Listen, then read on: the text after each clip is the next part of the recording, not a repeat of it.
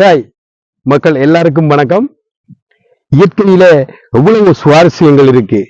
அந்த சுவாரஸ்யங்கள்ல ஒன்று தான் இன்றைக்கு உங்களுக்கு இந்த வீடியோல தரப்போறேன்.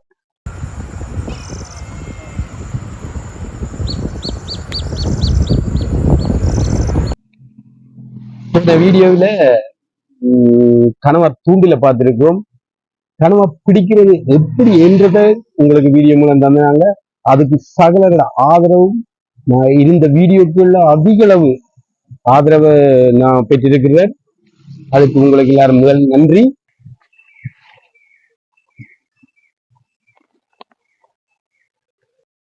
இன்னும் நிறைய கண்டென்ட்ஸ்களை உங்களுக்கு தர்றதுக்கு நாங்க தயாராயிருக்கிறோம்.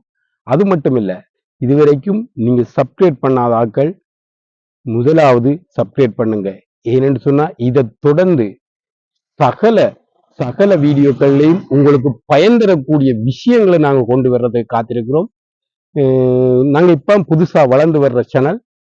அந்த சேனலை ஊக்குவிக்கிறது உங்களோட கடமை. உங்களோட சப்போர்ட் எங்களுக்கு தேவை.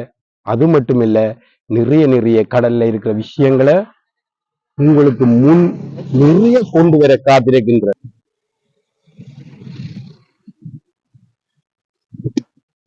சாதாரணமா கணவாய் என்றா எல்லாருக்கும் பொதுவா கணவாய் என்ற ஒரு பொது மொழியை தான் நீங்க கேட்டிருக்கீங்க. ஆனா இந்த கணவாயிலையும் என்னென்ன வகை இருக்கிறதுங்கிறத உங்களுக்கு தெரியாது.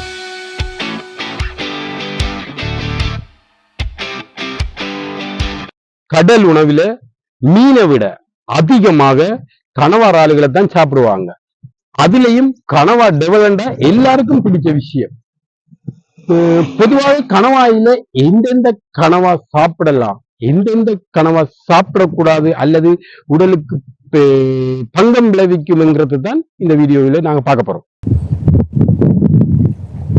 இப்ப நாங்க பார்க்க போறோம் கணவாயின் வித்தியாசங்கள். அதாவது கணவாயின் உருவமைப்பையும் கணவாயின் வித்தியாசங்களையும் பார்க்க போறோம்.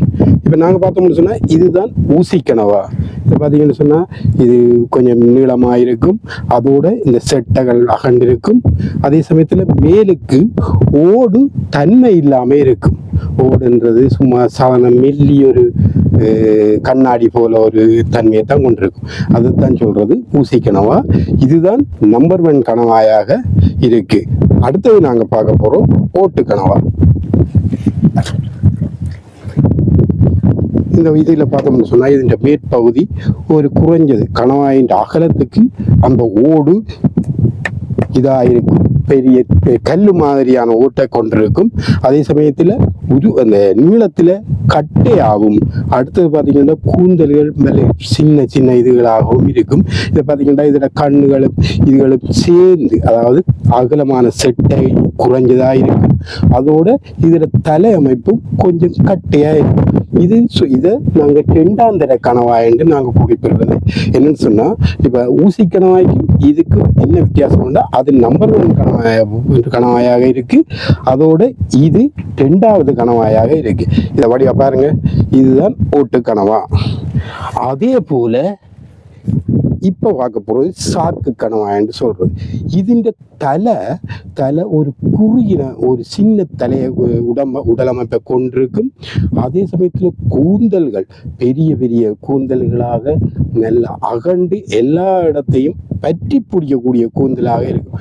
இது சாப்பிட்றதுக்கு ஒவ்வாதது. அதாவது குழந்தைகள் பெரியாக்கள் சாப்பிட்டா வாயு குணத்தால அதை வயிற்று வலிகள் சக்திகள் வரக்கூடிய மாதிரி இருக்கும். ஆனா இதையும் எல்லாரும் சாப்பிட்றவங்க, பல பேர் சாப்பிட்றவங்க. அதே சமயத்துல இதுன்ற சாப்பாடு குழந்தைகள் பெரியாக்களுக்கு ஒரு கோளாறுகளை உடல்ல கோளாறுகளை கொண்டுறக்கூடிய மாதிரி இருக்கும். அதனால இந்த கணவாயை பெரிய அளவில் எவருமே உணவுக்கு சமைக்கிற இல்லை. இப்போ ஊசி கணவாயை பார்த்துட்டீங்க, ஓட்டு கணவாய். இப்போ 3 கணவாயின் டிஃப்ரெண்ட்டை நாங்கள் பார்த்துருக்குறோம். அதில் இப்போ சாதாரணமாக நாங்கள் யோசிக்கிறது என்னன்னு சொன்னால் ஒவ்வொரு கணவாயின் உருவமைப்பு எப்படி இருக்கிறதுங்கிறத நாங்கள் இப்போ பார்த்து கொண்டு இருக்கிறோம். சரியா. இப்போ நாங்கள் பார்த்துட்டு வந்தோம் கணவாயின் உருவமைப்பு பார்த்தீங்களா, இதில் செட்டை அகண்டிருக்கு, இதில் செட்டை குறைவாக இருக்குது, அது இதுக்கு செட்டையே இல்லை. இதில் உடல் பகுதி சின்னனாகவும் கூந்தல்கள் நீளமாகவும் இருக்கும். இதை கடலில் நாங்கள் பார்க்கும்போது பயங்கரமான ஒரு தோற்றத்தை கொடுக்கும்.